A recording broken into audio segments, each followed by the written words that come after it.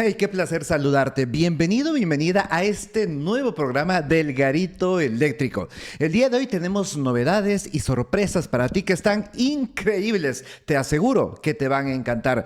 Vamos a hablar de diferentes temas sumamente interesantes, desde el cuidado de las baterías. ¿Qué debes hacer para que la batería de tu coche dure mucho más tiempo? ¿Y cuáles son aquellos conceptos importantes y principales que debes conocer? Después hablaremos de un tema sumamente interesante, el 6G. Sí, como lo escuchaste, ya no es 5G, es 6G. ¿Cuáles son las ventajas? ¿Cuál es la nueva tecnología que viene? ¿Qué es lo que veremos en un futuro cercano con la tecnología 6G? Y finalmente, estaremos hablando de los coches perfectos. Así es. Y es que hoy en día se habla de que los ingenieros se están esforzando demasiado por producir coches realmente perfectos. Pero ¿a dónde nos va a llevar tanta perfección? El programa de hoy promete y promete mucho. Para empezar, vamos a darles la más cordial bienvenida a Javi y Fer. Así que qué gusto saludarles. ¿Cómo te encuentras, Javi, el día de hoy?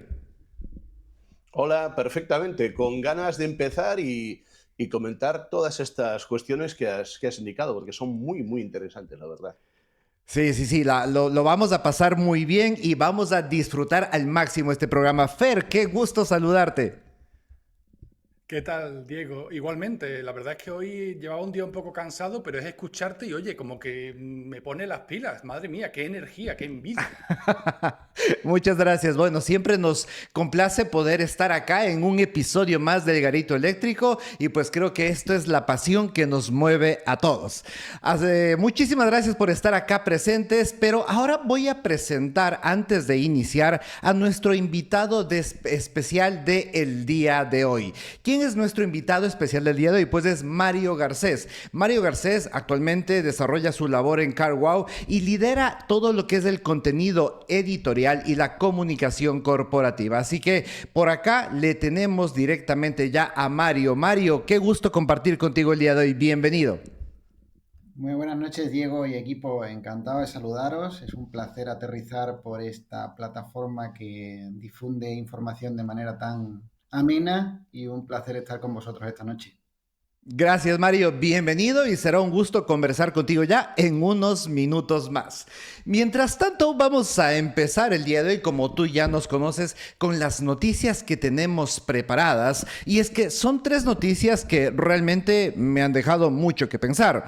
En primera instancia, te quiero comentar que el gobierno ha asignado 126 millones en la primera subasta nacional para financiar la producción del hidrógeno verde. ¡Wow! 126 millones es muchísimo dinero, pero pues esta nueva tecnología de hidrógeno verde seguramente impulsará muchos proyectos y pues hay muchas personas que hablan de que esta es la próxima revolución. Ahora estamos viviendo la revolución de los coches eléctricos y demás, pero quizá el hidrógeno verde está mucho más cerca de lo que pensamos. Vamos a ver qué es lo que pasa con esta primera subasta. La segunda noticia interesante que nos llamó la atención, que queremos compartir con ustedes, es que el Tesla Modelo Y lidera la lista de fallos de eléctricos de la TÜV, del Organismo de Inspección Técnica de Alemania. Realmente algo que llamó la atención a muchas personas. El porcentaje es del 17.3% de vehículos, es decir, por allí más o menos uno de cada 6.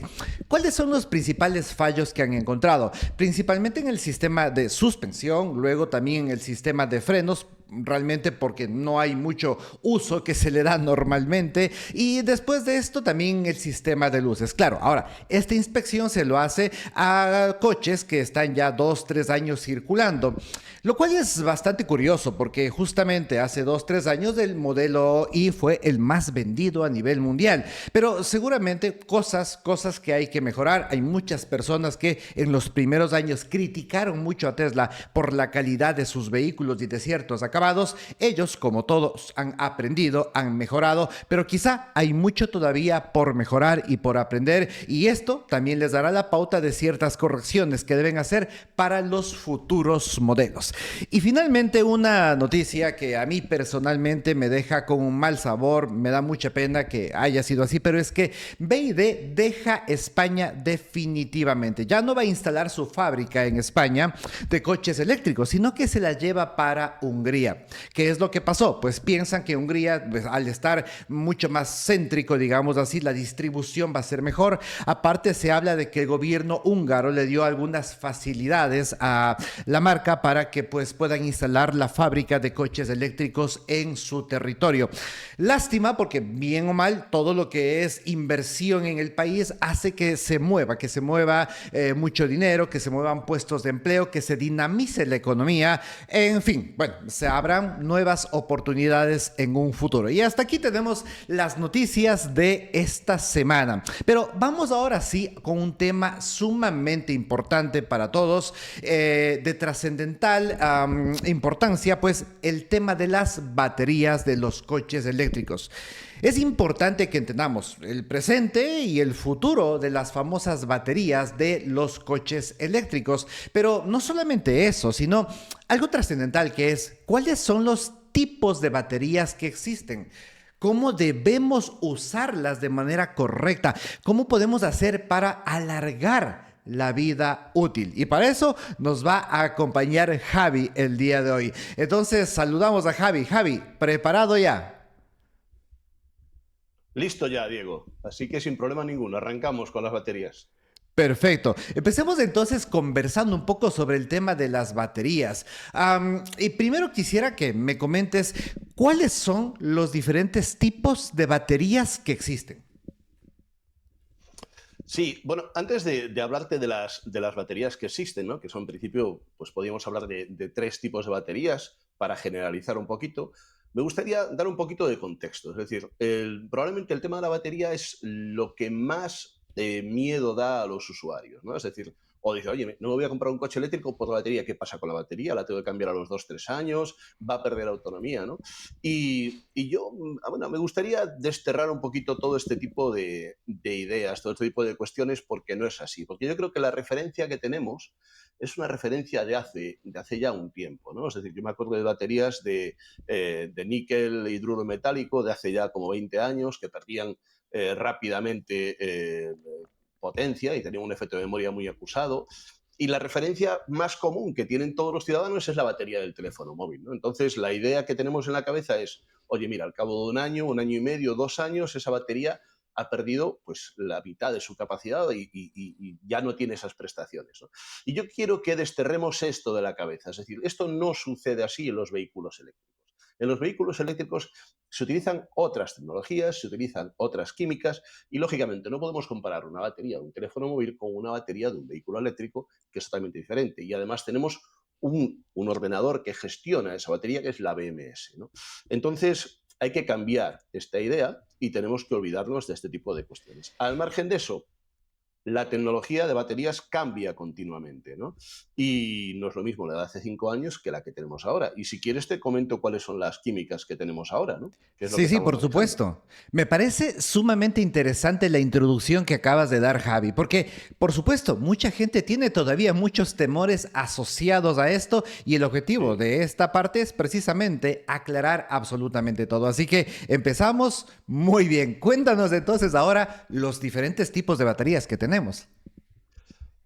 Básicamente manejamos ahora mismo tres tecnologías, ¿no? O sea, lo primero que tenemos que tener en cuenta en las baterías hay que tener claro dos conceptos.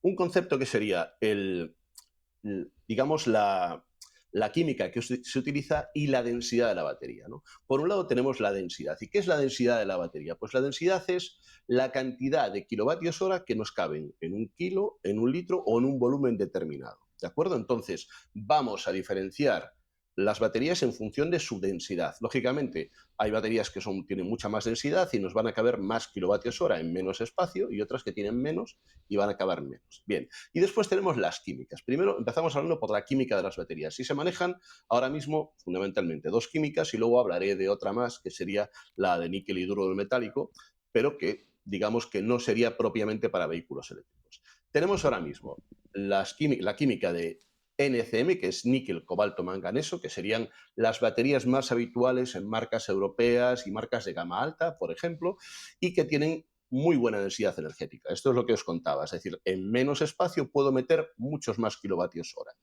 Y esto significa que la autonomía del vehículo va a aumentar, vamos a tener más autonomía. Y además, estas baterías también son más prestacionales, pueden dar, digamos, una mayor potencia, ¿vale? Eso de entrada y de forma genérica, es decir, NCM, que sería níquel, cobalto, manganeso, digamos que permite una mayor densidad energética, más prestacionales y son más caras y menos estables térmicamente. Es decir, tenemos, digamos, que la batería más top lo que tiene es que es evidentemente más cara, que da más prestaciones, pero es menos estable. Y luego tenemos otra química, que es la batería LFP, de litio ferrofosfato. Y esta batería empezó, pues no hace mucho, es decir, podemos decir que hace 3 años, 2 años, no sé, por ahí, en torno a esa fecha, y parecía que era una batería, pues, que era el pariente pobre. Es decir, no, mira, esta es una batería de litio ferrofosfato y esta batería se va a utilizar en vehículos de gama más baja, vehículos urbanos, es decir, pues a lo mejor el BYD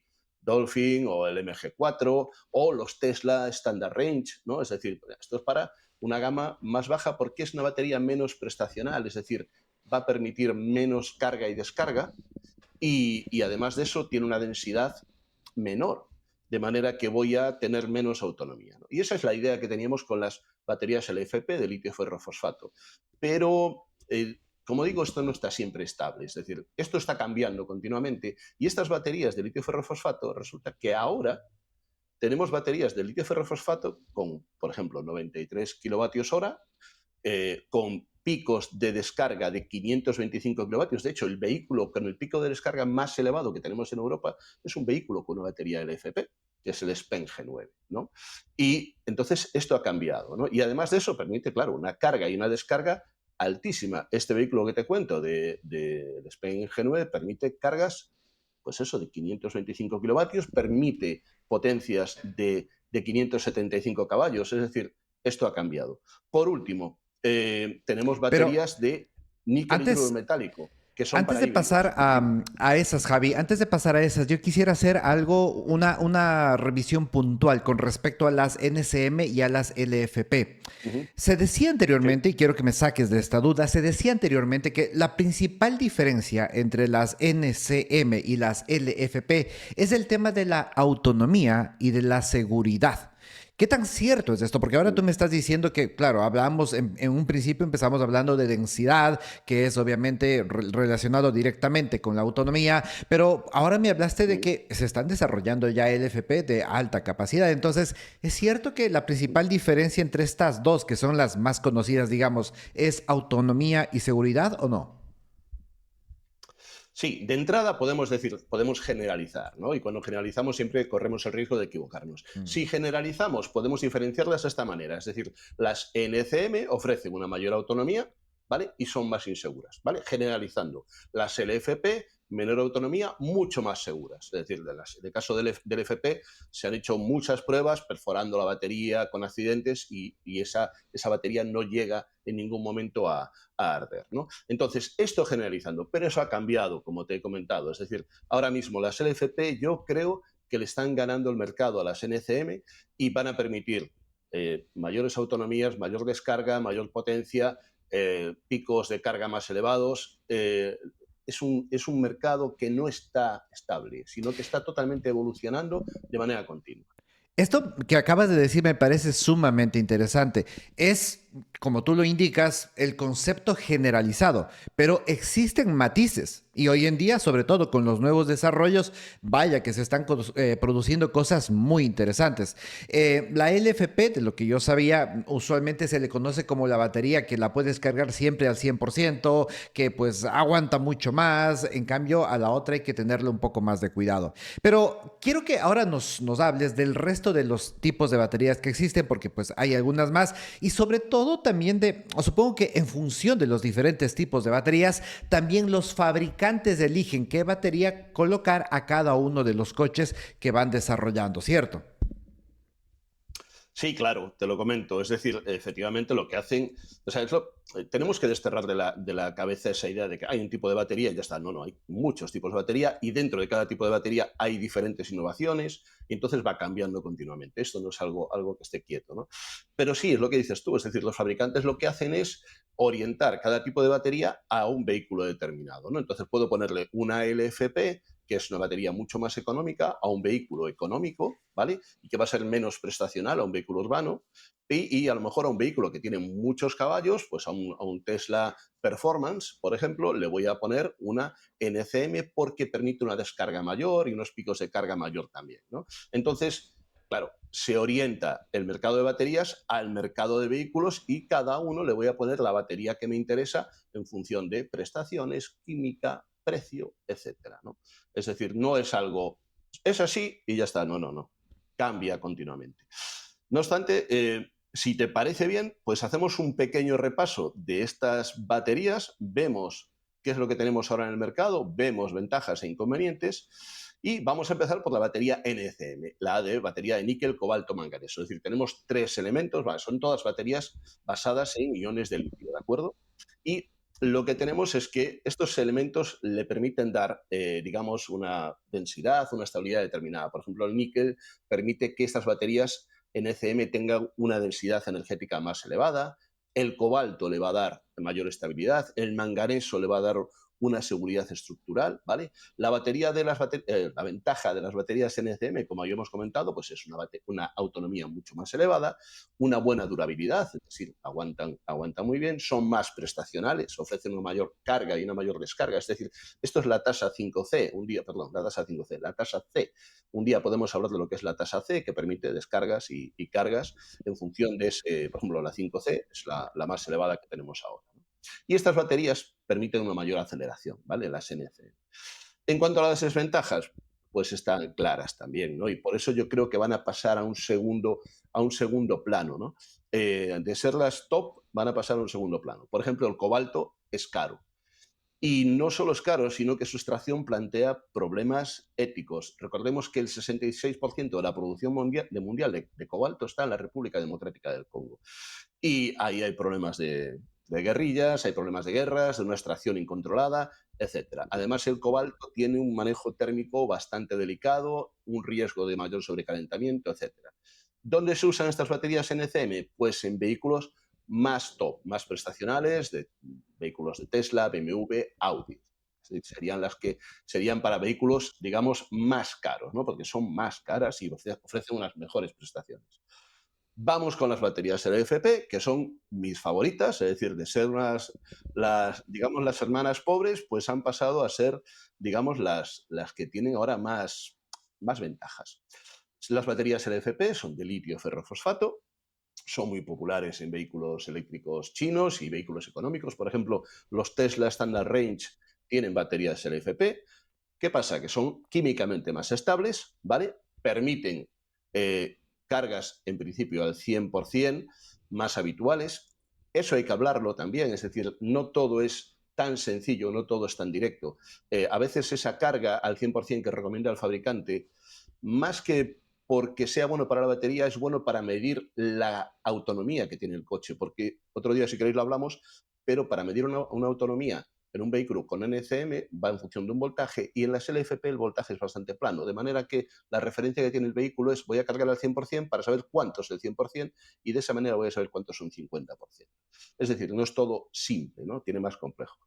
Las desventajas de las LFP, pues tienen menor densidad energética, evidentemente, aunque vemos que se está cambiando eso, y el vehículo en consecuencia debería tener menos autonomía. Las usan los BYD, los MG, los Tesla Standard Range, etcétera. Vamos ya a la gama baja-media, ¿no? Son baterías más económicas.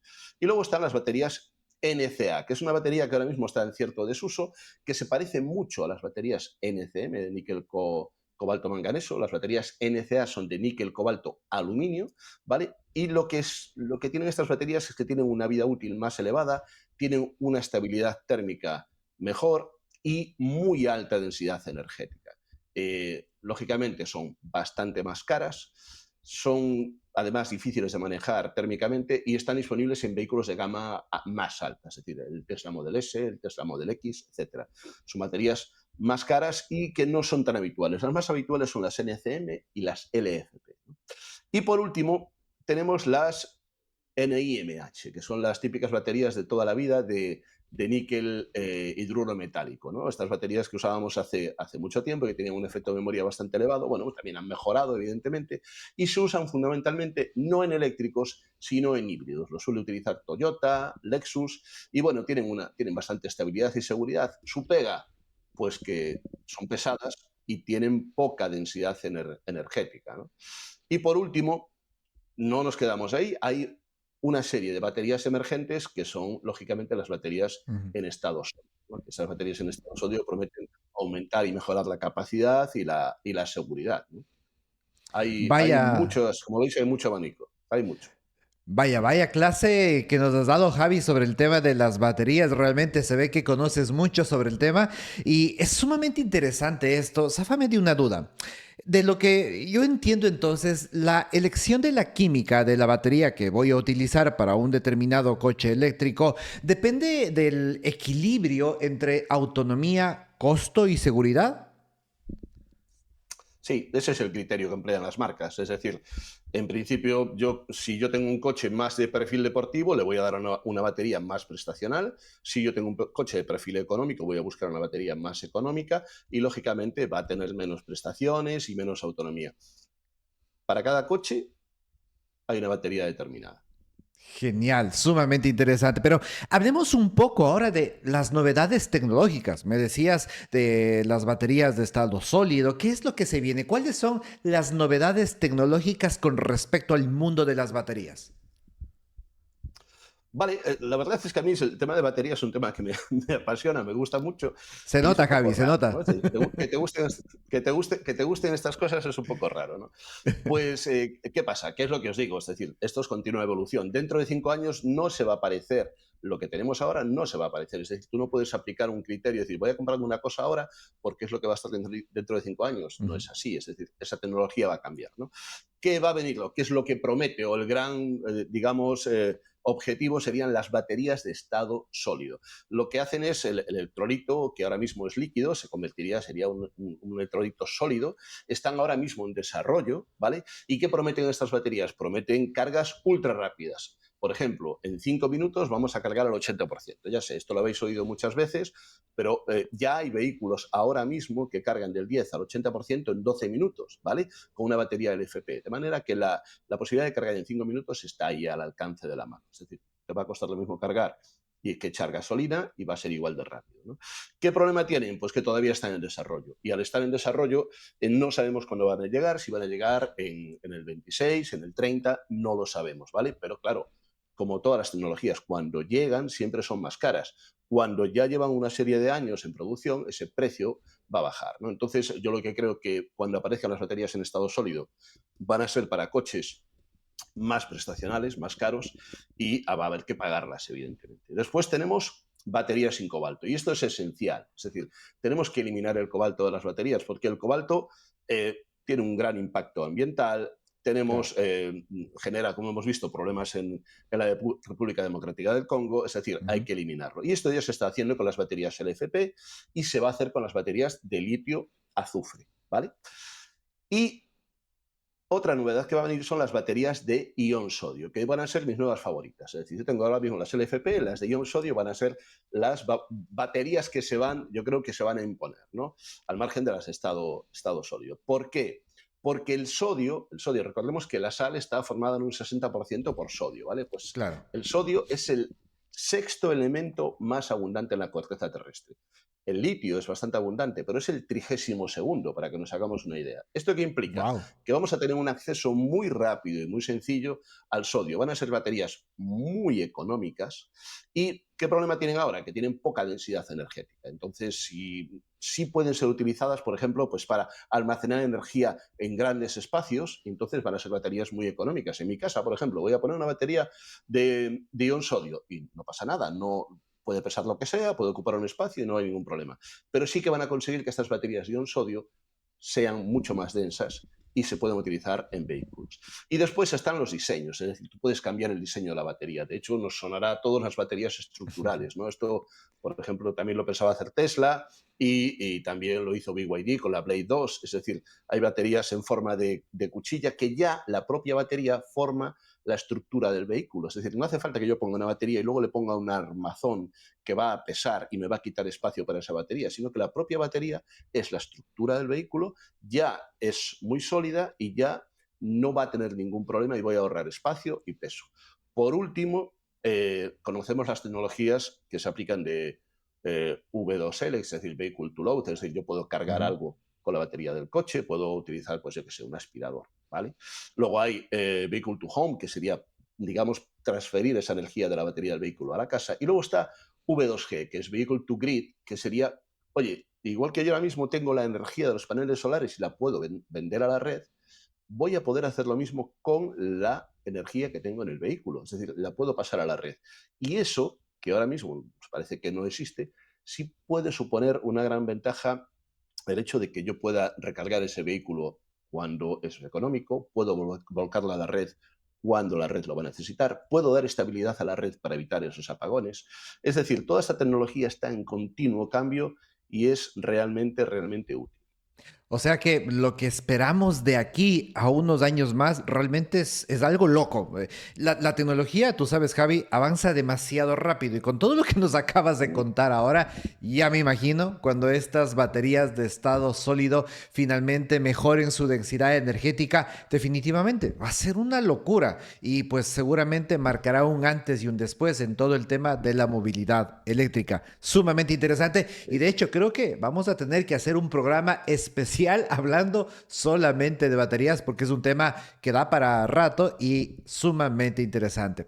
Pero ahora quisiera pasar a un punto muy importante y es que la mayoría de gente que nos ve, es gente apasionada por la movilidad eléctrica, tienen sus vehículos eléctricos y usualmente se preguntan, bueno, ¿y qué es lo que tengo que hacer para cuidar mi batería? Yo quiero que mi coche dure pues por mucho tiempo. ¿Qué puedo hacer para que mi batería se mantenga siempre sana? Lo primero, no obsesionarse, no volverse loco. Es decir, evidentemente Sí. la batería es el elemento más importante del vehículo. Bien, y es el más caro ahora mismo, pero no hay que volverse loco. Es decir, no pensemos de, ay, lo he cargado al 100% y ya está, ya he fastidiado la batería para siempre. No, olvidémonos de eso, es lo que os digo. No pensemos que tenemos la batería de un teléfono móvil o que tenemos una batería de hace 20 años. Estas baterías tienen una tecnología muy robusta, ¿no? Hay recomendaciones, pero lamentablemente no hay una ciencia exacta. Por ejemplo, lo que se está haciendo ahora es, claro, esta tecnología es muy reciente y no hay un histórico de funcionamiento, ¿no? Entonces, los históricos que tenemos son de, pues, el 2012, por ejemplo, de cuando aparecieron los primeros Tesla, ¿no? Entonces, bueno, antes de eso estaba el Nissan Leaf, pero bueno, tiene una tecnología de batería diferente. Pero imaginémonos, cogemos todo el conocimiento que tenemos de los primeros Tesla Model S, por ejemplo, y vemos cómo han evolucionado estas baterías, pues, en estos 14 años. Y ese es el histórico que hay, esta es la referencia, ¿no? En base a eso, hay un montón de información contradictoria, ¿no? Es decir, hay, digamos, información que dice, oye, mira, no hagas cargas rápidas frecuentes, es decir, no estés, es mejor que cargues el vehículo en carga lenta, en casa, en alterna, y no lo cargues continuamente en carga continua porque eso va a degradar la batería. Este es un consejo que se ha utilizado siempre y que, digamos, todos lo tenemos en mente. En cambio, hay estudios bueno, que han demostrado que en estos vehículos que os digo, no han utilizado un estudio con un vehículo que ha cargado en carga lenta durante toda su vida y otro en carga rápida, y la diferencia es insignificante, ¿no? Entonces, sí, es decir, yo cuidaría el vehículo en el sentido de no cargarlo siempre en carga rápida, en carga continua. Desde luego, ese sería un consejo, pero lo dicho, no nos obsesionemos. Otro consejo es, oye, mantén el vehículo entre el 20 y el 80% de carga, ¿vale? Esto no quiere decir que si tienes que cargar al 100%, cargues al 100% para hacer un viaje. No te obsesiones. También es que yo estoy viendo, claro, que una cosa es el consejo entre el 20 y el 80% y luego hay gente que dice, no, yo lo cargo al 70%, yo lo cargo al 60%. Dice, vale, bien, no nos volvamos locos. Es decir, estas baterías pueden sufrir un poco de estrés si están mucho tiempo por debajo del 20% o si las dejo mucho tiempo cargadas al 100%. Es decir, si yo la dejo al 100% mucho tiempo, puede estar más estresada esta batería. Pero no nos volvamos locos, insisto, entre el 20 y el 80% la vamos a cargar. Después, otro consejo sería, oye, no expongas el vehículo a temperaturas extremas. ¿Implica eso que si hace de 35 grados estoy degradando la batería? No. ¿Implica que si lo dejo 2 años a 40 grados puede afectar? Sí. O si lo dejo en Noruega todo el invierno a la intemperie y no enciendo el coche, ¿podría afectarle? Podría, ¿vale? Pero, es decir, se trata de medidas ya un poco de sentido común y afectaría, ¿sabes? Si dejo el vehículo en Noruega todo el invierno, lógicamente le va a afectar a la batería, le va a afectar a las ruedas, le va a afectar a la carrocería, le va a afectar a todo, ¿no? Es decir, no hay que volverse loco. Y luego, pues bueno, de vez en cuando, aunque haya vehículos que digan, oye, mira, no hace falta que hagas revisiones, haz una revisión, comprueba la BMS, ¿vale? Que sería el sistema de gestión de la batería, mira a ver que todo esté bien y que eso está gestionando bien esa batería. Y por último, algo que parece una tontería, os hablaba de la tasa C. La tasa C es la tasa de carga y descarga. Las baterías tienen una tasa C. Eso implica que va a permitir dar más potencia de golpe o menos, ¿vale? Lógicamente, si yo exijo al vehículo, le estoy pegando acelerones todo el rato, le estoy pidiendo mucha potencia, eso va a exigir que la batería esté descargando muy fuerte todo el tiempo y pueda afectar. Así que estas serían las recomendaciones. Pero insisto, sin necesidad de que nos obsesionemos con ellas, ¿vale? Es decir, podemos tener estos criterios y ya está. La batería no te va a dar la lata. Tenlo por seguro. Excelente, Javi. Creo que mejor explicación no podíamos haber tenido. Me parece súper interesante eso. Gracias. No te obsesiones tampoco, porque conozco a mucha gente que no, ya se pasó un 1%, está un 1% por abajo. Entonces, pues no hay que obsesionarse, pero definitivamente si seguimos estos lineamientos que tú nos acabas de recomendar ahora, tendremos batería y batería para mucho tiempo. Y sobre todo tomando en cuenta todos los avances tecnológicos que ya hoy en día tienen las baterías y todo lo que se viene que realmente está espectacular. Muchísimas gracias, Javi, por acompañarnos el día de hoy. Gracias a ti, Diego. Perfecto, Placer. y ahora vamos con un tema sumamente interesante, el famoso 6G. ¿Has escuchado hablar de él? Pues es la revolución que cambiará la movilidad eléctrica, dicen muchas personas. Pero para eso nos acompaña el día de hoy Fer, así que le vamos a dar la más cordial bienvenida. Fer, qué gusto escucharte el día de hoy. ¿Qué tal, Diego? Igualmente. Ya había Bueno, ganas de otro programa. así es, de escucharte y verte también, porque estamos ahora viéndote. Perfecto. Vamos a hablar Sí. de esto que es el 6G. Dicen que es la tecnología que, como decía, va a cambiar la forma en que vivimos y la forma como nos movemos. Pero empecemos por partes. ¿Y a qué me refiero con esto? Pues el 6G, ¿qué es exactamente? ¿Es simplemente una versión más del 5G? O sea, 5G, 6G y ya está. ¿O hay algo más detrás? No, es mucho más que eso, Diego. Es decir, es una red, un tipo de conectividad, mejor dicho, que utiliza redes mucho más rápidas, pero hay más. Lo mismo que el salto del 4G al 5G fue más que velocidad, aquí incluso se espera que sea más diferente. Para empezar, es la sexta generación de redes móviles, evidentemente. Se empezará a desplegar a partir del 2030, aunque esto depende mucho de los países, porque países como, por ejemplo, Corea del Sur siempre suelen ser los abanderados de la adopción de las nuevas redes. Tendrán velocidades de hasta 1 terabyte por segundo, pero esto siempre en laboratorios, en pruebas técnicas, pero aún así implica un salto considerable con respecto a las velocidades medias de las redes 5G. Reducirá la latencia a niveles mínimos, prácticamente instantáneos, y esta va a ser una de las mayores diferencias. No es tanto el aumento de velocidad, que se va a notar, como la disminución de la latencia. La latencia es el tiempo que tarda desde que tú haces un comando, realizas algo y el sistema responde. Esto a través de Internet, pues evidentemente depende mucho. Por ejemplo, la gente que juegue sabe que el lag o la latencia en un videojuego es muy importante porque puede ser la diferencia entre ganar o perder una partida. Pues en el mundo real y el tema de los coches conectados, mucho más. Por supuesto, conectará millones de dispositivos simultáneamente. Y hablamos de coches conectados, tú estabas haciendo referencia a la movilidad eléctrica, por supuesto, pero es que también los coches híbridos, los coches de combustión que todavía se venden, que son muchos, también van a estar conectados. Y eso se suma a todo el resto de ecosistemas. Es decir, ahora tenemos casas inteligentes, frigoríficos inteligentes, relojes inteligentes, cámaras inteligentes, coches inteligentes, gafas inteligentes. Todo va a estar conectado. Y ahí el 6G cuenta mucho. Es un valor importante. Y sobre todo, se creará una red global controlada, quizás a estas alturas todavía es un poquito pronto para decirlo, por inteligencia artificial, para poder gestionar todo este tráfico y que no haya ningún tipo de problema. Tráfico de datos, evidentemente. Wow, sumamente interesante. Y yo creo que te voy a hacer una pregunta para ver si podemos ampliar un poco más de esta información, porque a mucha gente probablemente esto de latencia y cosas por el estilo, pues son conceptos que no lo tiene muy bien asimilados. Y yo creo que la pregunta que cabe aquí es, ¿por qué es necesario realmente este salto tecnológico? Porque el 5G se ha diseñado para un mundo que es el mundo en el que vivimos, pero no es el mundo en el que vamos a vivir.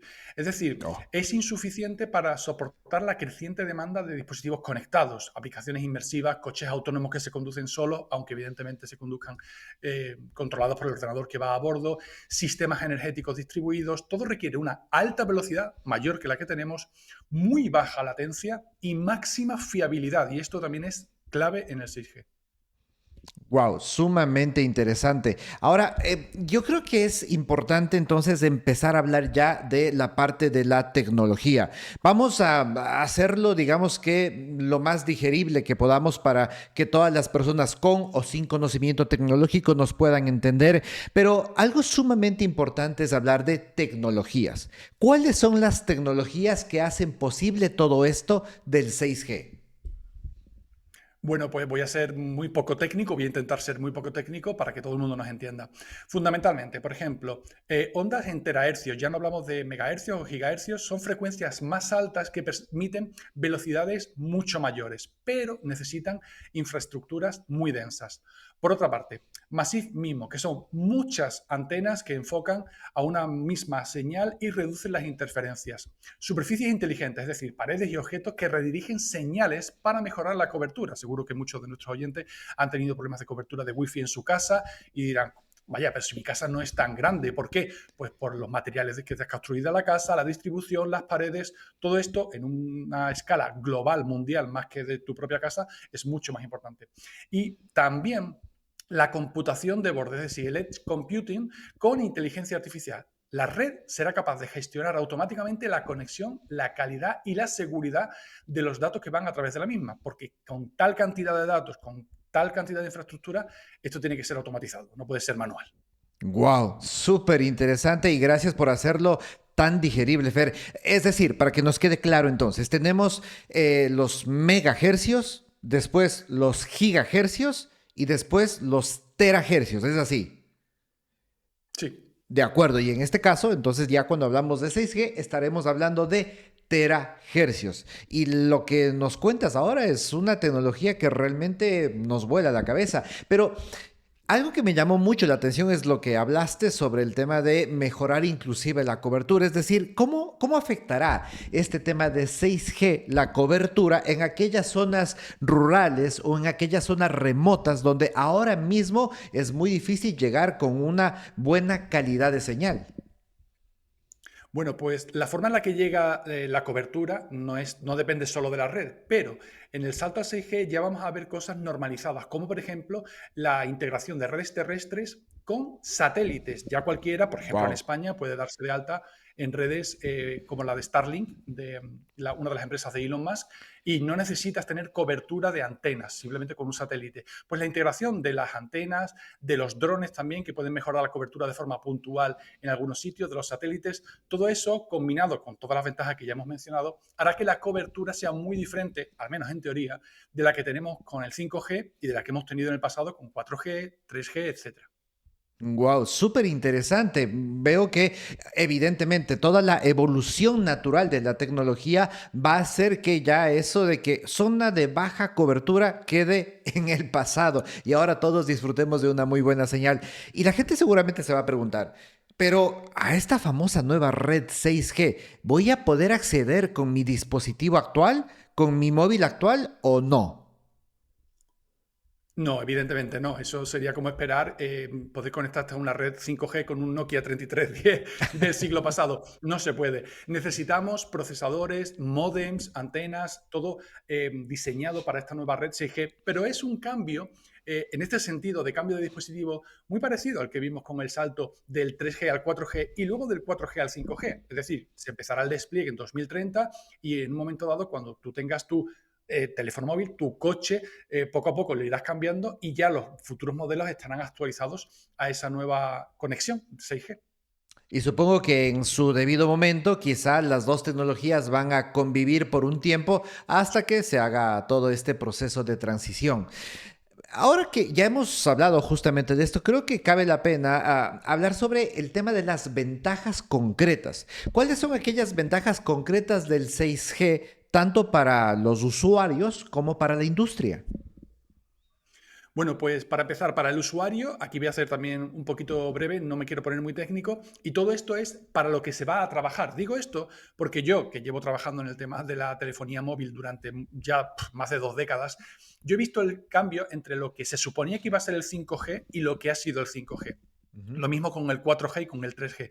Y en el 6G, una cosa es lo que dicen que va a pasar, que en teoría es lo que quiere la industria, lo que quieren los desarrolladores y demás, y otra cosa es lo que puede que pase. Pero normalmente estos incentivos suelen estar alineados. Lo que pasa es que la escala es menor. Es decir, una cosa es lo que se espera y otra cosa es lo que se consigue. Dicho eso, para el usuario, por ejemplo, experiencias inmersivas y de muy baja latencia. Cosas como la realidad virtual, la realidad aumentada, todas esas cosas que dependen de la velocidad y de la latencia van a estar mucho mejor conseguidas. Por otra parte, el Internet de los sentidos, es decir, posibilidad de transmitir datos sensoriales, táctiles, olfativos, de forma remota. Por ejemplo, te pones un traje, unos guantes y la inmersión en un videojuego, pero también a lo mejor en una operación a 10.000 kilómetros de distancia es mucho mayor. Conectividad ubicua e inteligente, es decir, tendremos cobertura global total, que es lo que hemos estado hablando antes, al menos en teoría, con redes que se autogestionan, eso es clave. Más seguridad y privacidad, por motivos obvios, y también dispositivos más eficientes y ligeros. La disminución, por ejemplo, en el uso de los nanómetros en los procesadores, hacen que no solo sean más pequeños, sino que consuman menos energía, o sea, que son más eficientes. Y luego, a nivel de industria, tenemos, por ejemplo, una mayor automatización. Hay muchos países que están apostando por la inteligencia artificial y por la robótica porque no hay gente para trabajar. Por ejemplo, pues el 6G ayudará mucho en eso. Gemelos digitales. Esto es, una cosa rápida. Tenemos un proyecto, queremos hacer algo y lo que hacemos es primero diseñarlo completamente en el mundo online, ver cómo se comporta, corregir los fallos y luego construirlo. Eso supone un ahorro de costes increíble. Computación distribuida de forma que tenemos inteligencia artificial controlando un montón de parámetros para optimizar las redes. Ciberseguridad reforzada. Cosas obvias también, que la guerra cibernética, por ejemplo, es una cosa a la que cada vez le prestamos más atención, pues también tendremos ahí cosas. Y lo que para mí es más importante, nuevos modelos de negocio. Y digo esto porque con el 2G o el 3G no podríamos estar haciendo este programa. La velocidad de la conexión, por ejemplo, los dispositivos no darían abasto. Con el 4G y el 5G es mucho más democrático. Pues con el 6G aparecerán cosas que diríamos, ostras, ¿cómo no hemos hecho esto antes? Pues porque no se podía. Y eso el 6G lo habilitará. Wow, increíble. O sea, de lo que tú nos acabas de contar, Fer, intuyo entonces, evidentemente, que la velocidad de descarga va a mejorar. Pero cuéntanos un poco sobre eso. ¿Cuánto va a mejorar la velocidad de descarga? Pues mira, dejando cifras locas aparte y demás, porque además no se van a entender, para que os hagáis una idea, en teoría podríamos conseguir velocidades 100 veces superiores a las actuales. Eso, de nuevo en teoría, porque la saturación influye, el clima influye, bla, bla, bla, implicaría descarga de contenido multimedia 4K de forma prácticamente instantánea, en pocos segundos. Hablamos de contenido 4K, eso es una cantidad de datos impresionante. Qué increíble, 100 veces más. De hecho, con todo lo que hemos avanzado hasta ahora, realmente las velocidades que tenemos, como tú lo acababas de manifestar, son bastante decentes, nos permiten hacer inclusive este tipo de programas, pero pensar en 100 veces más realmente es una locura. Y yo supongo que eso también pues incidirá en la reducción de la latencia que tú nos contabas. ¿Por qué es importante este tema de la latencia? Cuéntanos un poco más sobre eso. ¿Qué se va a poder conseguir con esto? Bueno, pues aunque la velocidad siempre ha sido como lo que más se ha vendido de una nueva tecnología, porque es verdad que antes teníamos muy poca velocidad. Yo soy lo suficientemente mayor como para recordar el sonido de un módem cuando se conectaba a la red de teléfono Yo para también. conectarme a internet. O sea, la velocidad, pues entonces, ¿sabes de lo que estamos hablando? La velocidad para los que, más jóvenes que nos escuchen era ridícula, pero en aquel momento, como no teníamos cosas con lo que comparar, bueno, pues la cabía y ya está. Pero ahora, cuando hemos llegado a unas velocidades suficientemente potentes, incluso lo que vamos a llegar con el 6G, la latencia, es decir, la inmediatez de respuesta, es lo más importante. Por ejemplo, coches autónomos que se puedan controlar de forma remota, es decir, desde Internet, no desde el cerebro del coche. Eso sería increíble por la potencia que pueden tener los ordenadores conectados. Cirugía remota. Aquí no te puedes permitir un lag o un problema de desconexión ni nada parecido. Claro. Realidad aumentada inmediata para entornos industriales o también para el ocio. Pero yo lo que quiero poner el foco aquí es que la latencia es algo que yo creo que va a cambiar mucho más a nivel industrial que a nivel personal o de entretenimiento. Y eso evidentemente también van a cambiar nuestra vida. No es todo ver Netflix más rápido. Por supuesto.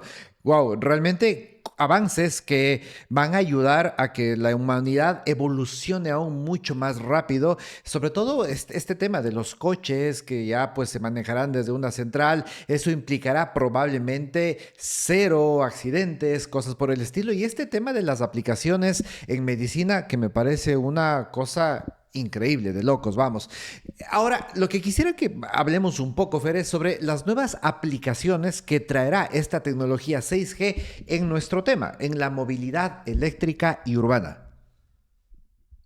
Pues aquí hay también cosas importantes, por ejemplo, marcas como Tesla, empresas como Google han estado trabajando en la conducción autónoma. Esto va a suponer un antes y un después, porque estaríamos hablando de la posibilidad de que dos vehículos se comunicaran directamente, como hemos dicho antes, con baja latencia, de forma casi instantánea. Es decir, un coche que estuviera mapeando, no por cámaras, no por sensores, sino por la posición de los datos que proporciona, que genera ese vehículo, todos los coches que hay alrededor. Eso sería un cambio radical, como tú has dicho, por ejemplo, para disminuir el número de accidentes. Si eso se solapa con sistemas de cámara y de sensores y demás, pues muchísimo mejor. Por otra parte, carga inteligente que optimiza la energía consumida y usada en horas valle. Esto es algo que yo he empezado a ver. Hay alguna empresa en España que ofrece carga en función del precio de la electricidad. Tú dejas el coche conectado y ellos lo cargan o no en función del precio de ese momento de la luz. Pero aquí lo vamos a llevar a otro nivel. Todo súper optimizado para minimizar gastos, mejorar la eficiencia.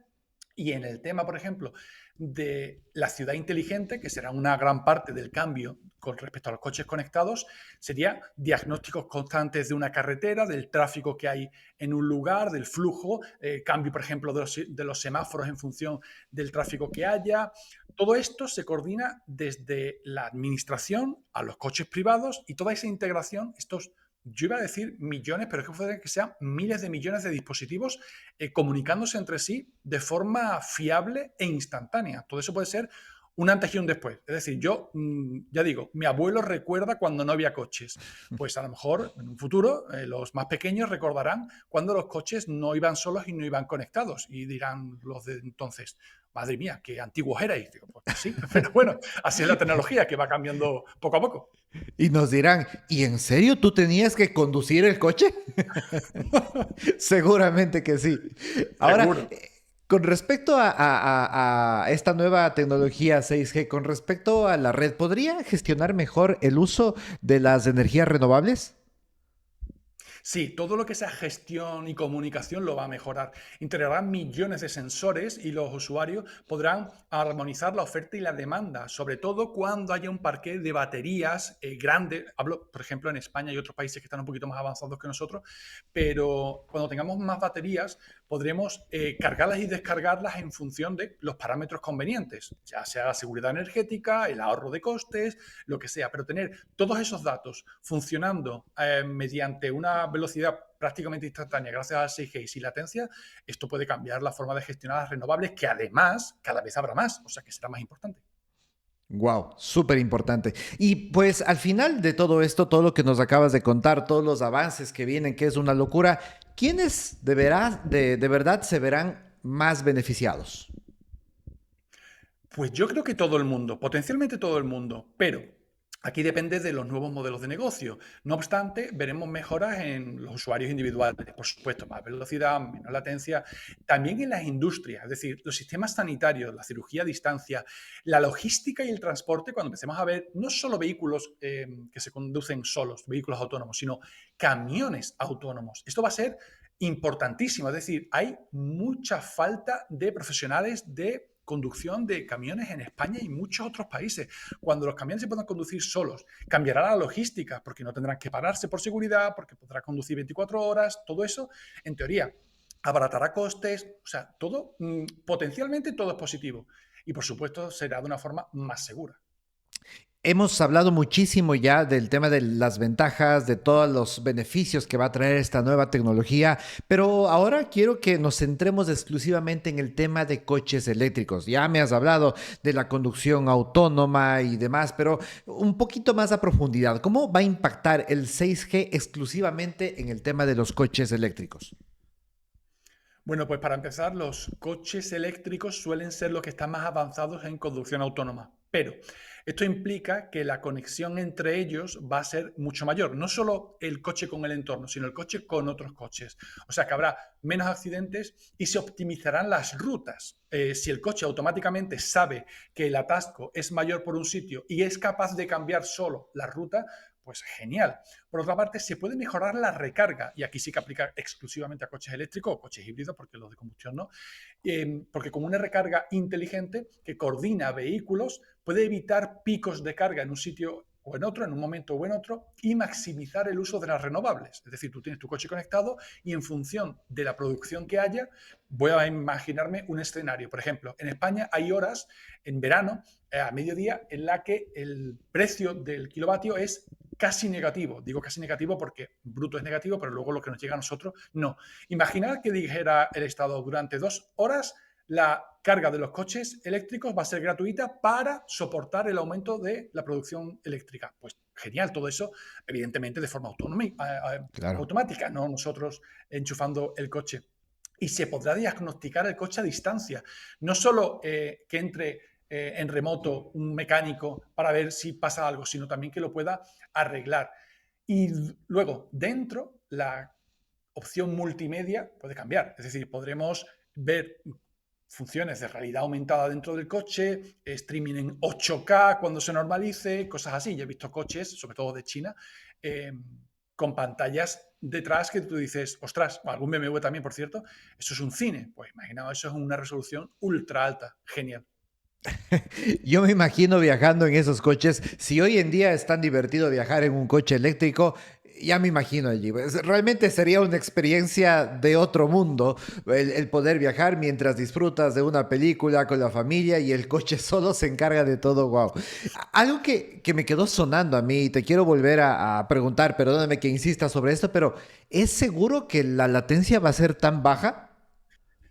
En eso se está trabajando. Todavía, evidentemente, de aquí a 2030 que se despliegue puede haber muchas modificaciones, pero la clave es que sea inferior a 1 milisegundos. Esto es súper importante para funciones críticas como la conducción autónoma o la cirugía remota. Wow, menor que un milisegundo, nada, realmente nada. Y claro, es eso lo que se necesita precisamente para estas aplicaciones tan delicadas, pero que favorecerán tanto que tú nos estás comentando. Para ir ya cerrando, pasemos un poco a hablar del sector energético. ¿Y qué es lo que pasa con la energía? ¿Qué es lo que aportará esta nueva tecnología 6G al sector energético? Bueno, pues bastante. Para empezar, tendremos smart grids, es decir, redes inteligentes. La red permitirá coordinar millones de sensores y dispositivos energéticos en tiempo real, cargando y descargando sin intervención humana. Tendremos también la integración de vehículo red. Como ha dicho antes Javi, los coches no solo consumirán electricidad, sino que también la podrán proporcionar. Por ejemplo, lo que pasó con el apagón a principios de año en España se podría haber minimizado quizás con este recurso. ¿Se podrá ahorrar más energía? Sí, con la inteligencia artificial gestionando el consumo y la producción para maximizar la eficiencia. Y por otra parte, los mantenimientos podrán ser preventivos, es decir, los sensores serán capaces de dar los suficientes datos y con la suficiente precisión como para no esperar a que algo se rompa, sino decir, aquí podría fallar algo porque he estado analizando los últimos errores que ha habido y aquí podría haber otro fallo. Entonces, entramos preventivamente y lo podemos corregir o minimizar o evitar antes de que pasen los problemas. O sea, genial. Sí, realmente, wow. Ahora, como en todo, pues habrán retos que debemos superar, riesgos o desafíos. ¿Cuáles son ellos? ¿Cuáles son los retos, riesgos, desafíos que debemos tomar en cuenta o que deberíamos conocer, sobre todo con la famosa tecnología 6G? Bueno, pues hay varios, evidentemente. Por ejemplo, la infraestructura que se necesita para esto es enorme, masiva y sobre todo costosa. Pero es una inversión. Es como todo. No te planteas decir, uy, no voy a ir, me lo invento, a la universidad porque es muy cara. No, espérate, esto es una inversión. A largo plazo te va a rentar. Pues aquí es igual. Por otra parte, aunque va a ser mucho más eficiente, vamos a necesitar ingentes cantidades de energía. Como por ejemplo, te pongo como ejemplo China. China está invirtiendo en renovables lo más grande. También lo está haciendo en carbón y en nucleares. Y para gestionar todo eso, el 6G será clave porque será la que organice la velocidad de los datos, junto con la inteligencia artificial, para que todo se comunique entre sí.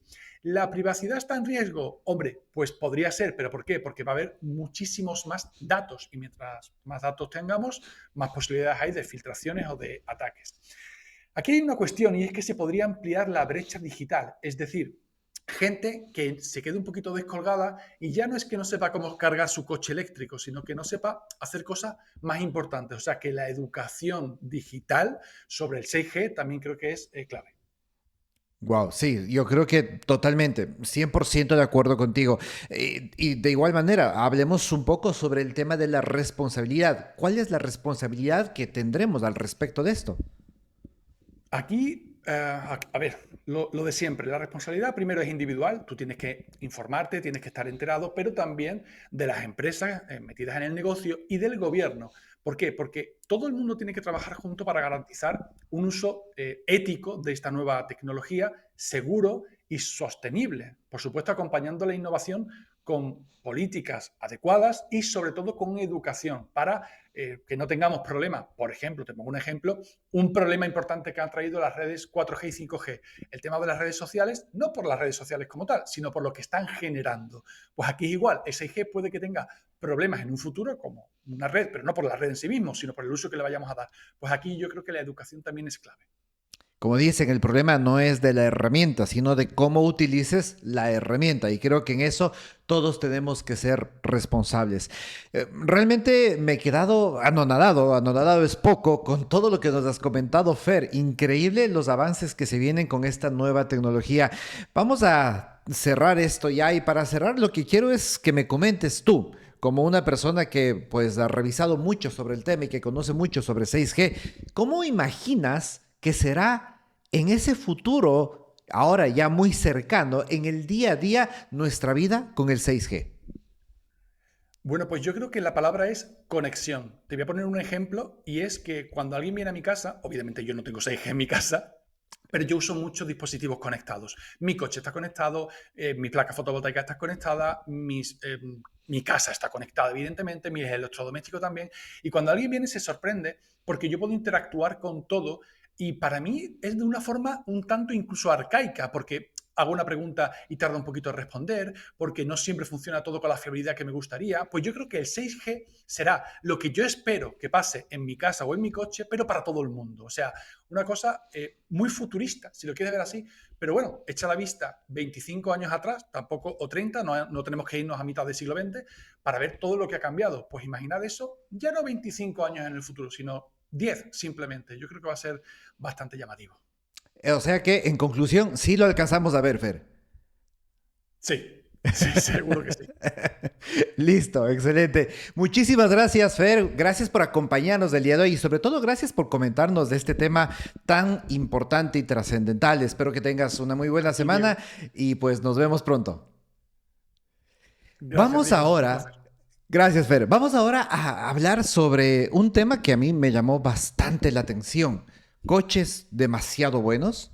Y es que los ingenieros están ahora obsesionados realmente con la calidad de los coches. Para eso tenemos una persona, un invitado que ya te lo presentamos cuando iniciamos el programa. Se trata de Mario Garcés. ¿Y quién es Mario? Pues Mario es un profesional de la comunicación del mundo del motor. Tiene 15 años de experiencia en los medios y realmente ha trabajado en reconocidas redacciones especializadas del motor y ha colaborado en radio, en televisión y coordinando eventos presenciales y eventos de automoción. Realmente su trayecto incluye la producción de contenido audiovisual, ha impartido cursos de conducción segura, eficiente, de dirección de equipos. Realmente es para nosotros un gusto poder tener a Mario el día de hoy acá junto a nosotros. Así que le vamos a dar la bienvenida. Hola Mario, qué gusto saludarte.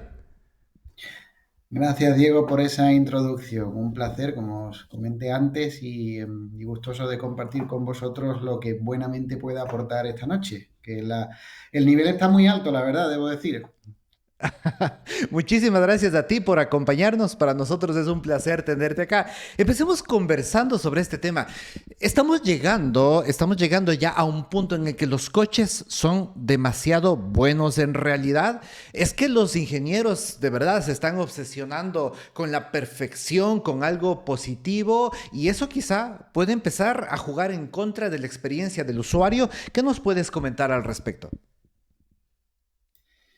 Bueno, aquí debo decirte que yo te llevaría un poco la contraria o más bien que matizaría qué entendemos por bueno y qué entiende el usuario por bueno, porque Ujú. yo a menudo me encuentro, mira, verás, una de las preguntas más habituales que me suele hacer la gente cuando me pide que le recomiende un coche nuevo es precisamente que le recomiende un coche bueno. Y entonces yo siempre le digo, pero ¿qué es bueno? ¿Qué significa bueno? Y al final llego más o menos a la conclusión de que la gente cuando dice bueno se refiere principalmente al concepto de fiable, es decir, a que el coche le salga bueno con el tiempo. El resto de elementos pueden ser más sometibles a debate, ¿no? A decir, bueno, es bueno porque está bien fabricado, es bueno porque tiene buena tecnología o es bueno porque es seguro. Todo eso más o menos la gente asume que ya está superado, pero al final a lo que piden, lo que le exigen al producto, al vehículo nuevo es que le salga bueno. Y evidentemente uno que prueba coches principalmente nuevos, recién salidos al mercado o recién estrenados, no puede saber cómo envejecen. ¿No? Yo no tengo una varita mágica. Puedo basarme más o menos en mi experiencia para decir, bueno, esta tecnología puede que salga más o menos fiable, puede que duradera o puede que fracase al poco tiempo y dé muchos problemas. Y es normal ver, sobre todo cuando las tecnologías son incipientes y la tecnología del vehículo eléctrico podría considerarse incipiente, pues que aparezcan fallos de juventud, que la tecnología todavía no esté madura y entonces es preferible a lo mejor esperar algunas veces a que el vehículo, el modelo, el coche esté más maduro, y en eso los chinos, por ejemplo, nos están demostrando que son capaces de mejorar rápidamente un producto en cuestión de meses, y muchas veces se basan incluso en la experiencia que los propios periodistas les transmitimos de, oye, este vehículo tiene estos defectos, nos escuchan, remiten la información y a los pocos meses nos llaman y nos dicen, oye, prueba de nuevo mi vehículo porque he hecho una mejora y quiero que lo pruebes. Esa simbiosis que hay entre periodistas o entre especialistas del mercado, por supuesto ellos hacen sus auditorías y contratan a sus expertos, eh, favorece que el producto que llegue al comprador final pues sea un producto de mayor calidad. Pero, ¿qué ocurre también con la percepción del cliente? Y por esto te decía que matizaría tus palabras sobre que hemos llegado a un nivel de perfección muy alto. La percepción del cliente va por dos vertientes y la percepción profesional mía también. Por un lado, los coches, yo siempre digo que actualmente han llegado a desempeñar a un nivel en el que el coche más malo del mercado es suficientemente bueno para cubrir las necesidades de prácticamente cualquier usuario. Hace 30 años, comprar un coche, uno de los coches más baratos del mercado o uno de los coches, digamos, más básicos, elementales del mercado, podía conllevar pues una experiencia de uso pobre, una estabilidad comprometida, una calidad de ajustes de materiales, una fiabilidad mala, y eso era algo que en el mercado se detectaba rápidamente. Hoy en día eso ya no ocurre. El coche más básico, más barato del mercado es perfectamente útil para viajar con comodidad, sentirse seguro y difícilmente verse en una situación comprometida porque el producto sea malo, en el sentido de algo que no está bien fabricado. Entonces, a partir de ese nivel, claro que hay coches buenos, muy buenos, e incluso, a mi juicio, hay coches malos. Malos en el sentido de decir, oye, si yo cojo un estándar en cualquier categoría, pruebo muchos coches de muchos niveles, de muchos precios, de muchos tipos. Si yo cojo un estándar con el que comparo, claro que puedo establecer mi propio ranking y decir, oye, este vehículo cumple sobradamente, digamos que representa la excelencia en algún apartado o en casi todo, y también hay coches en los que yo me subo y digo, este coche tiene defectos que yo no veía hace años en el mercado de la automoción. Entonces, con esta reflexión a lo que te quiero invitar es digamos, compartir dos conceptos que la gente maneja. Por un lado, lo que es la calidad percibida. La gente se sube a un coche, observa, toquetea, manipula, le entra por los ojos y dice, qué buen coche. Y en eso los fabricantes chinos tienen muy bien tomada la medida al usuario, porque están llegando a hacer interiores con una calidad percibida mejor que muchos coches europeos. En contraposición, mucha gente se sube a un vehículo europeo de marcas tradicionales, de las que tradicionalmente han tenido la imagen de vehículo bueno, todos sabemos a qué marcas nos referimos, hacen el mismo análisis, tocan, perciben, bueno, pues deslizan la mano por un lado, pulsan, mueven piezas y perciben que la sensación que transmite el coche es más frágil, más endeble de lo que ellos percibían hace 10, 15 o 20 años en coches de esa misma marca. Y automáticamente dicen, oye, es que los coches que está haciendo esta marca ahora no tienen nada que ver con lo que hacían antes. ¿Dónde han quedado? Y por otro lado, me llegan y me dicen, oye, es que los coches nuevos que están llegando de China son una maravilla. Mi vecino tiene uno y me he subido y es alucinante. Yo entiendo esa sensación. Y ante eso, yo no puedo más que asentir y decirle, oye, efectivamente, lo que tú percibes, en cierto modo, es cierto. Es así. La calidad que tú percibes es mejor en muchos coches de los que están llegando nuevos al mercado que de los coches, digamos, de las marcas tradicionales. Ahora bien, ¿dónde donde el ojo, digamos, no experto no es capaz de llegar?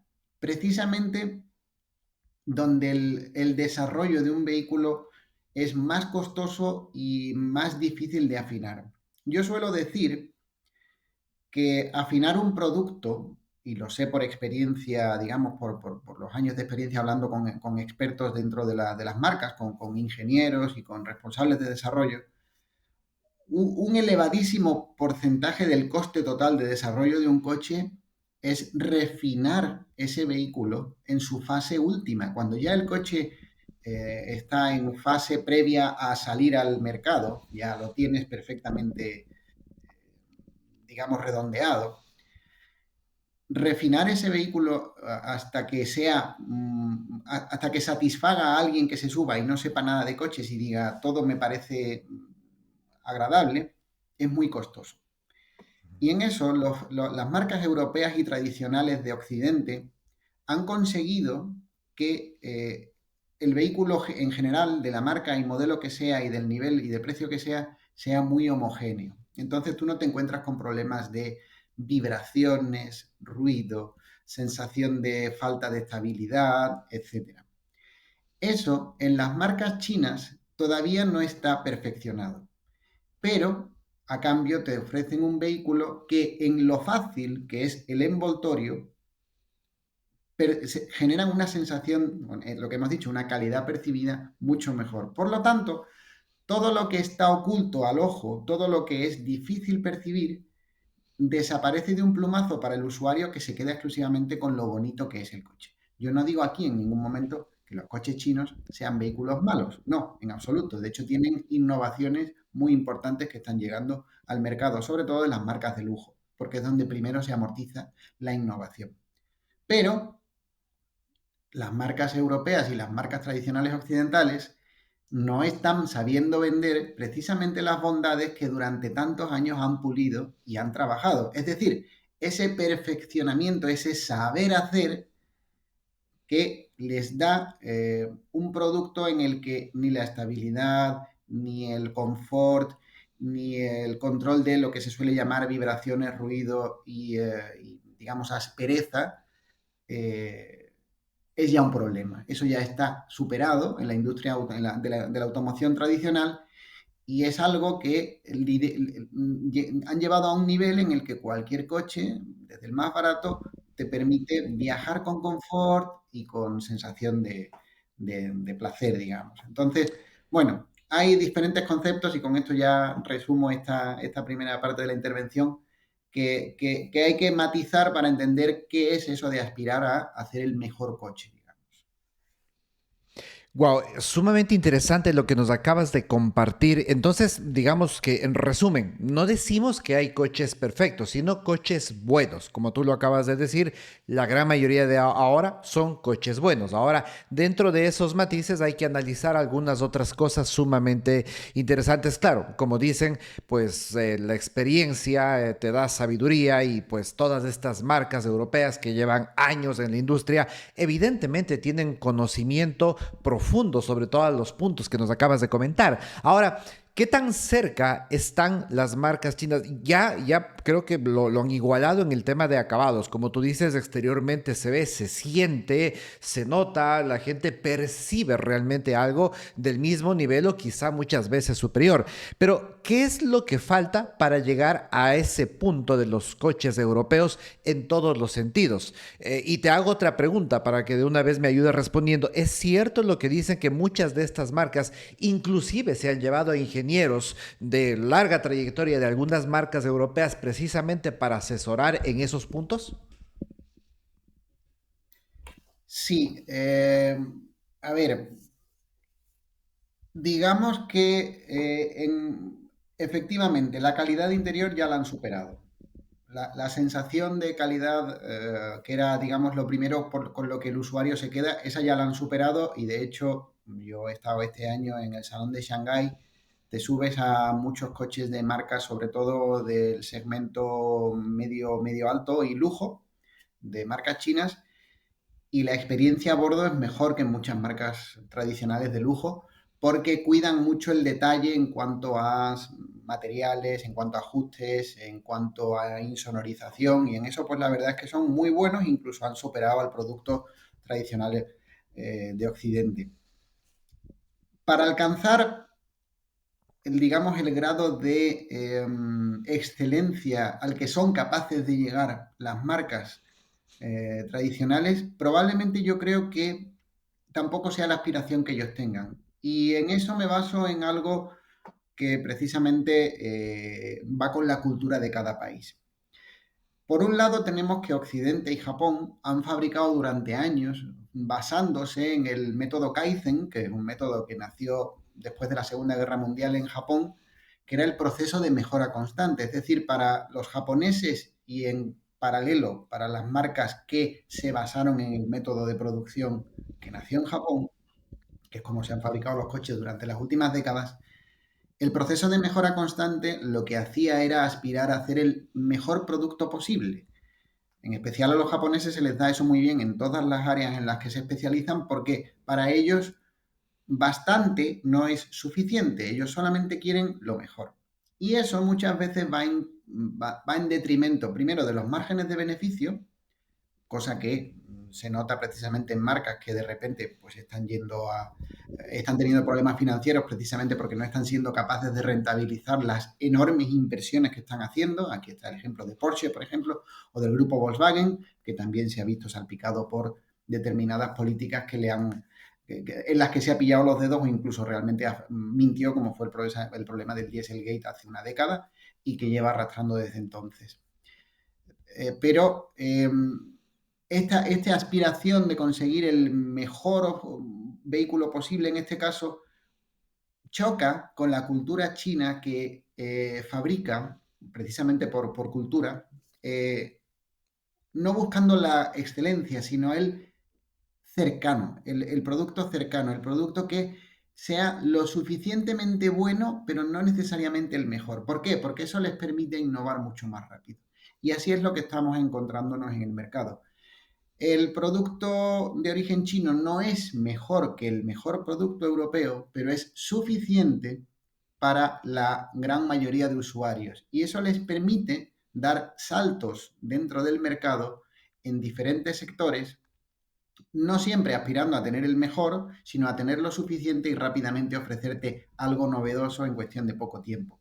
Por lo tanto, yo creo que no se trata tanto de que lleguen en algún momento a alcanzar o superar, sino que sencillamente el usuario no necesita ese nivel de excelencia que en muchos aspectos ya no se aprecia, porque nadie necesita un vehículo que mantenga una estabilidad maravillosa a 200 kilómetros por hora como hacen los alemanes, porque ellos tienen una cultura de circular a 200 kilómetros por hora en autobahn, pero los chinos no. Entonces, como ellos no elaboran un chasis con ese nivel de desarrollo, no van a buscar no van a aspirar a tener ese nivel de estabilidad y de tranquilidad y de absorción de vibraciones que tienen los alemanes, pero tampoco el usuario lo va a exigir. Con lo cual, con esto, intentando responderte un poco a lo tuyo, no creo que alcancen el nivel de excelencia, pero tampoco creo que sea necesario para que ellos triunfen y se coman una gran parte del pastel, porque realmente el usuario lo que necesita es un compromiso. Si el coche puede ser más barato, pero cumple de sobra, con eso le será suficiente y comprará y abrazará el nuevo producto que llegue de China o de donde venga. Muy interesante.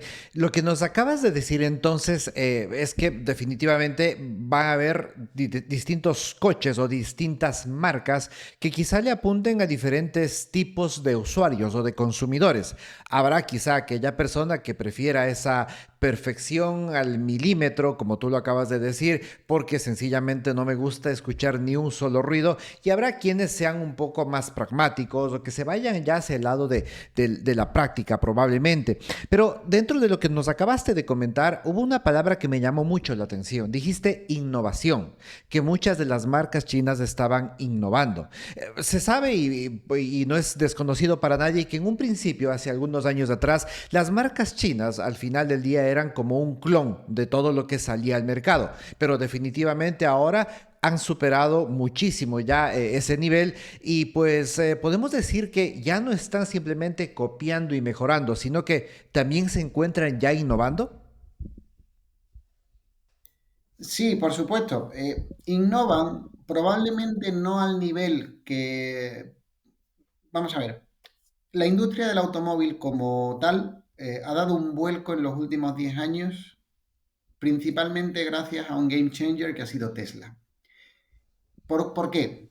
Por una razón sencilla. La industria tradicional de la automoción, como decíamos, ya estaba más o menos estabilizada y superada en muchos aspectos, en el sentido de decir, hay muchas cosas que ya se habían superado. Y lo que ha demostrado el vehículo eléctrico, que es lo que viene, es que ya lo importante a la hora de hacer un buen coche es dominar el software. Si dominas el software, dominas la experiencia de uso del vehículo eléctrico, que es lo que marca precisamente la diferencia entre un buen coche eléctrico y un mal coche eléctrico.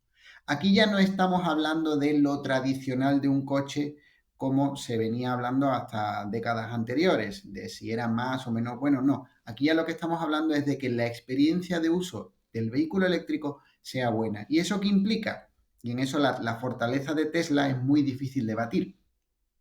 Implica que el ecosistema que ellos han creado con su red de cargadores es tan sólida que la experiencia de uso que te da es difícil de batir. ¿Qué ocurre?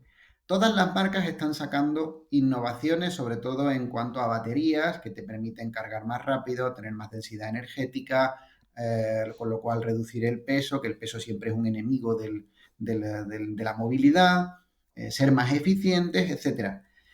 Pero es difícil batir esa experiencia de uso que Tesla te da y por la que, en cierto modo, ha sido líder de venta en vehículos eléctricos, que requiere tener una red completa de cargadores con la que tú vives tranquilo. ¿Por qué? Porque sabes que sales de viaje, conectas el coche y prácticamente no hay probabilidad de que tengas un problema de carga. Es decir, el software es muy estable, es muy sólido y eso te permite ganar la confianza del comprador, que al final es lo que tú necesitas para triunfar. Ahora, por ejemplo, BYD ha dicho que va a hacer lo mismo en España y o en Europa y va a implementar su propia red de carga. Veremos si es que eso es así. Probablemente también suponga un golpe sobre la mesa porque están haciendo una inversión gigantesca. Sus baterías de tipo Blade pues también tienen un aporte en cuanto a seguridad, en cuanto a estabilidad que parece que también es beneficioso para la industria. Y al final el que se beneficia de tanta innovación, venga de donde venga, es el usuario. ¿Por qué? Porque tiene dónde elegir y porque sobre todo se abarata,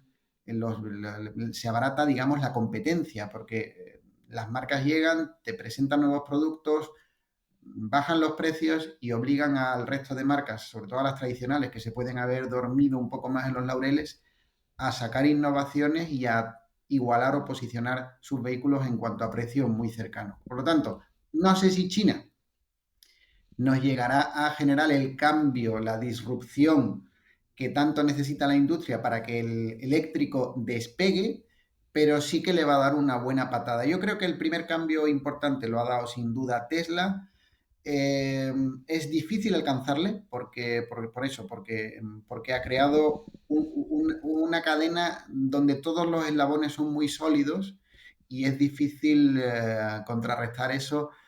Ahora las marcas para conseguir adelantarle, tienen que dar pasos muy grandes y en la industria los pasos gigantes suelen ser muy raros, muy difíciles. Yo creo que más bien lo que va a haber es una dispersión, la tecnología, digamos, se va a abaratar, no la mejor, sino aquella que alcance un equilibrio lo suficiente. Antes nos hablaba precisamente de baterías y de los tipos de baterías que ya están llegando y que se están haciendo más comunes. Eso al final, ¿qué es lo que permite? Pues que lleguen mejores coches eléctricos con autonomías más solventes sin necesariamente tener que irse a vehículos de lujo o de alta gama. Es decir, ya se democratiza, ¿no?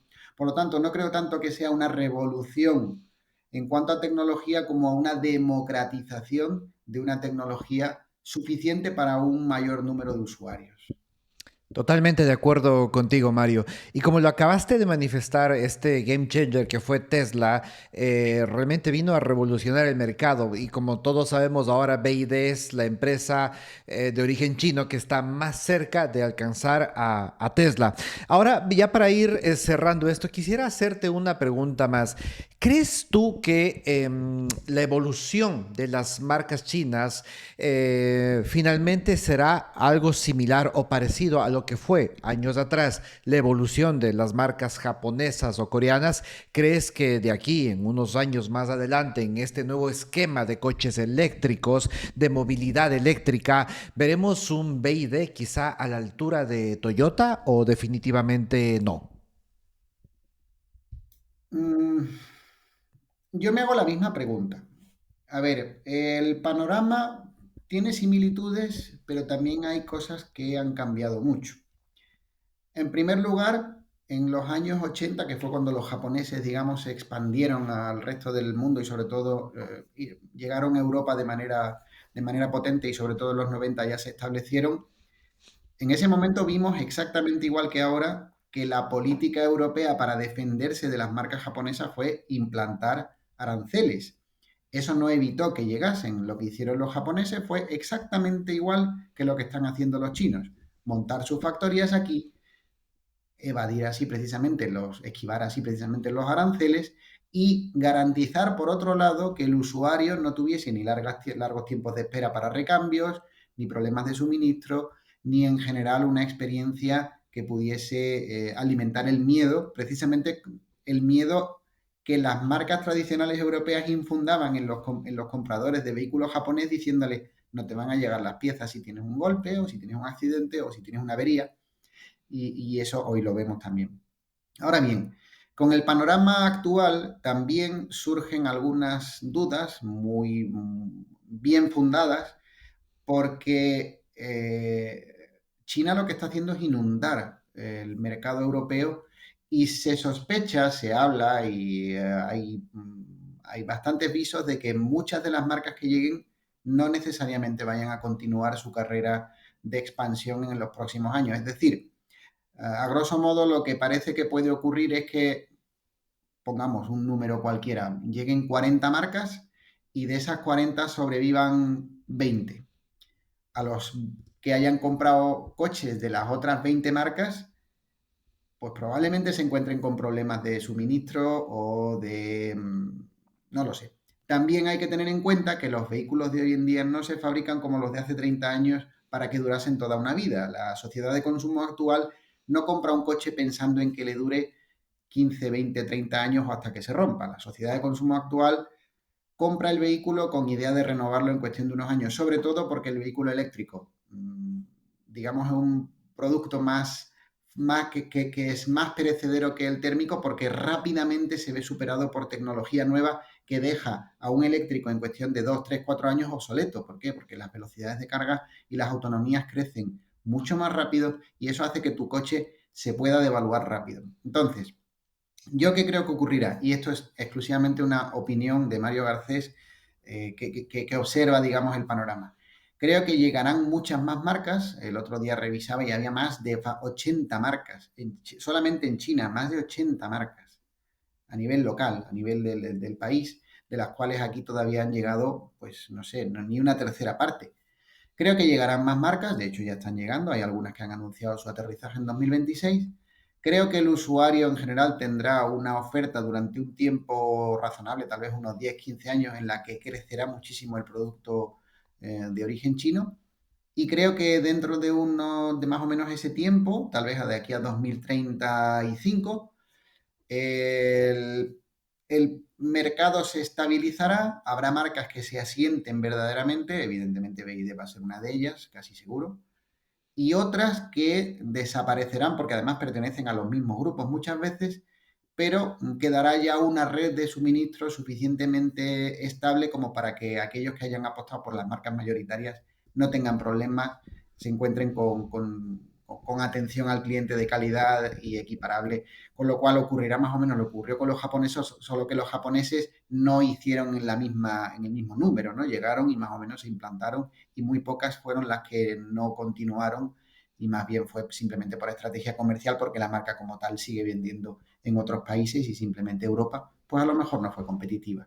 Entonces, esa es mi previsión, pero basada un poco en lo que leo, en lo que escucho y en lo que más o menos intuyo. Listo, Mario.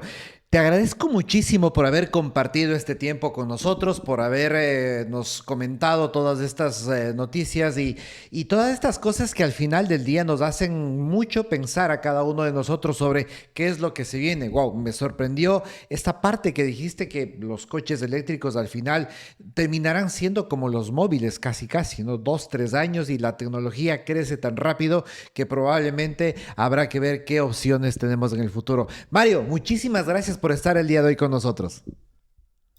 Muchísimas gracias a vosotros y encantado de haber participado y un placer con Será esta un charla gusto, tan gustosa. será un Hasta gusto pronto. tenerte nuevamente por acá y nos vemos hasta pronto. Y pues muchísimas gracias a ti por habernos acompañado en una entrega más del Garito Eléctrico. Vamos a despedir ahora mismo ya a Fer y a Javi que se encuentran ya junto a nosotros y pues acá tenemos Fer, Javi. Bueno, qué gusto haber compartido con ustedes una edición más del Garito Eléctrico, Fer. Pues la verdad es que ha sido un placer, o sea, creo que es uno de los capítulos más largos que hemos grabado. Se me ha hecho corto, o sea, de verdad, o sea, Javi lo estaba escuchando antes con la misma atención que siempre y escuchar a Mario se me caía la baba, o sea, cómo pilota, cómo controla, cómo se nota que lleva más de una década en el sector, o sea, lo que ha aprendido en 1 hora y media, madre mía, genial. Sí, sumamente interesante. Yo creo que los aportes que nos dio Mario fueron extraordinarios, pero igualmente todo lo que conversamos contigo, Fer, el 6G, las baterías con Javi, fue increíble. A mí me gustó muchísimo la información del día de hoy. ¿Qué te pareció a ti, Javi? A mí me encantó, opino lo mismo que pensáis vosotros. Me pareció que el programa ha sido largo, pero no se me ha hecho largo. Y me parece que el análisis ha sido muy, muy correcto. O sea, me ha encantado y me ha pasado lo mismo que a vosotros. Me ha entretenido un montón. O sea, que me lo he pasado muy bien. Qué bueno, espero que de la misma manera tú que nos estás viendo ahora te la hayas pasado muy bien, pero sobre todo queremos que si realmente te ha gustado el programa, pues le des un like, te suscribas al canal del Garito Eléctrico porque tenemos muchas más sorpresas que vendrán muy pronto y sobre todo, si tienes dudas, comentarios, sugerencias, déjalo acá abajo. Vamos a responder absolutamente a todos tus comentarios con muchísimo gusto, inclusive si son críticas, críticas constructivas, pues responderemos de la misma manera siempre con respeto. Para nosotros es un gusto poder compartir contigo este espacio. Nos vemos hasta la próxima semana, Fer. Que pases muy bien. Muchas gracias, Diego. Un saludo a todos. Javi, qué gusto compartir contigo y nos vemos en la próxima semana. Nos vemos en la próxima semana. Un abrazo a todos. Y a ti que nos estás viendo, recuerda que tienes una cita la próxima semana aquí en El Garito Eléctrico. Que la pases muy bien.